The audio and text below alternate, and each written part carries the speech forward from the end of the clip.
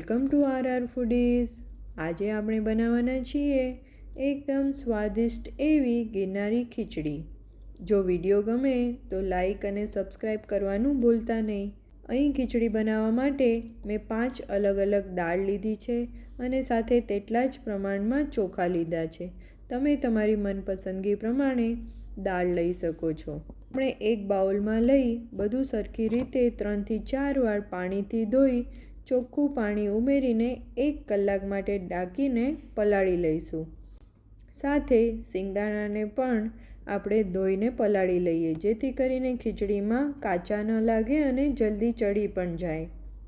હવે આપણે એક ચીલી કટરમાં આદું, મરચાં અને લસણને ક્રશ કરી લઈશું।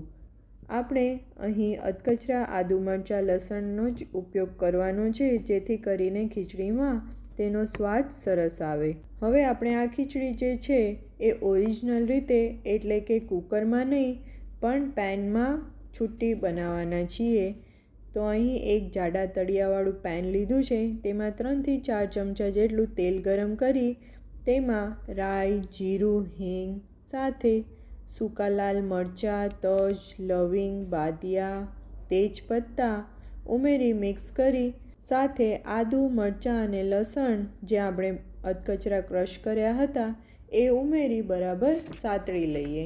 હવે આપણે તેમાં એક ઝીણો કટ કરેલો કાંદો ઉમેરી સાતળી લઈએ। હવે સાથે તેમાં લીલા કાંદા અને તેનો સફેદ ભાગ ઉમેરીને તેને પણ બરાબર મિક્સ કરી લઈએ। પછી તેમાં ફ્લાવર, વટાણા, બટેકા, ગાજર ઉમેરી બધું બરાબર મિક્સ કરીએ। તમે તમારી મનપસંદગીના કોઈ પણ વેજીટેબલનો ઉપયોગ અહીં કરી શકો છો। પછી તેમાં દૂધી, રીંગણ અને પલાળેલા સિંગદાણાને ઉમેરી બધું બરાબર મિક્સ કરી લઈએ।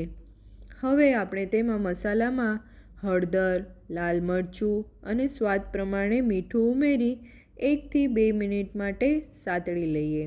પછી તેમાં પલાળેલા દાળ ચોખા ઉમેરી આપણે તેને બરાબર મિક્સ કરી તેમાં 1.5 ગ્લાસ જેટલું પાણી ઉમેરીને ઢાંકીને ચડવા દઈશું। આપણે આ ખીચડી કુકરમાં નથી બનાવતા, એટલે દાળ ચોખાને પલાળીને લઈશું તો આપણી ખીચડી જે છે એ 15 થી 20 મિનિટમાં જ ચડી જશે। આપણે સાદી ખીચડી, વઘારેલી ખીચડી તો રોજ ખાતા હોઈએ છીએ, પણ શિયાળામાં મિક્સ દાળ અને વેજીટેબલથી ભરપૂર એવી ઠંડી માટે લાભદાયક એવી આ ખીચડીનો આનંદ જ અલગ છે। હવે જોઈએ તો ખીચડી 80% જેટલી કૂક થઈ ગઈ છે, તો તેમાં આપણે એક ઝીણું સમારેલું ટમેટું કે પછી ખમણેલું ટમેટું ઉમેરી મિક્સ કરી 5 મિનિટ માટે ટમેટું ચડે ત્યાં સુધી ઢાંકીને ચડવા દઈએ। હવે તેમાં લીલું લસણ, લીલા કાંદા અને પાલક ઉમેરીને બરાબર મિક્સ કરી લઈએ। પછી આપણે તેને ઢાંક્યા વગર જ ખુલ્લું 5 મિનિટ માટે ચડવા દઈએ।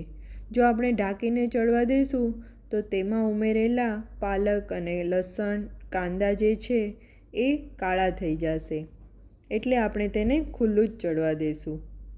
હવે 5 મિનિટ પછી તેમાં છેલ્લે કોથમીર અને લીંબુનો રસ ઉમેરી બધું બરાબર મિક્સ કરીને ગેસની ફ્લેમ બંધ કરી લઈશું। અહીં લીંબુના રસની જગ્યાએ તમે થોડી ખાટી છાશ પણ લઈ શકો છો। અહીં તમે જોઈ શકો છો એકદમ પરફેક્ટ એવી, જોતાં જ ખાવાનું મન થઈ જાય એવી ગિરનારી ખીચડી તૈયાર છે। હવે આપણે તેને એક બાઉલમાં ગરમા ગરમ સર્વ કરીએ અને ઉપરથી ઘી ઉમેરીએ, જેના વગર કોઈ પણ ખીચડી અધૂરી છે। આ ખીચડી છાશ કે દહીં જોડે સર્વ કરી શકો છો। આ ચટાકેદાર ખીચડી તમે પણ જરૂરથી ટ્રાય કરજો અને મારી ચેનલને સબસ્ક્રાઈબ કરવાનું ભૂલતા નહીં। આવી જ બીજી શિયાળુ રેસીપી સાથે ફરી મળશું। આવજો।